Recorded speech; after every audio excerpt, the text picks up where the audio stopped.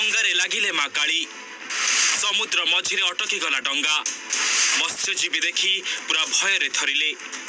अंधार रातिरे देखिले कालींकर भयंकर रूप। हठात संध्या नई आसिला। मेघ आकाश रे छाईगला। डंगा आउ आगको बढ़िला नहीं। मझी समुद्र रे दोहलिबाको लागिला माछ धरा डंगा। भୟରେ पूरा थरिबाको लागिले मत्स्यजीवी। जेतेबेले समुद्र मझिरे उभा हेले माँ काली। माँ को देखि समस्ते आश्चर्य होइगले।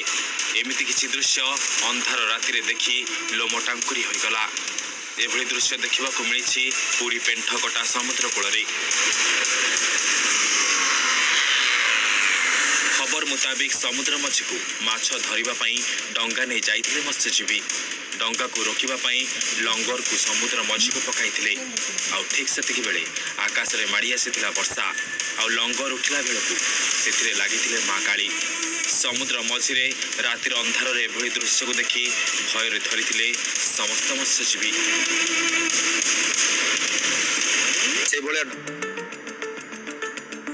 माँ कालींकर ओजन बहुत थिबारु 30 जन कूल को टेकी आनिथिले माँ काली को। कूल को आनिबा परे माँ को गामुछा पिंधाई समुद्र कूले धूप लगाई पूजा करिथिले। टिके ही दृश्य को भल करी देखंतु। माँ कालींकर केमिति भयंकर रूप। जमिति लागुची माँ काली को पानी रे विसर्जित करा जायतिला। आ ए भग्न रूप रे थिबा माँ काली डंगार लंगर रे आसी लागिथिले, जहाकू मत्स्य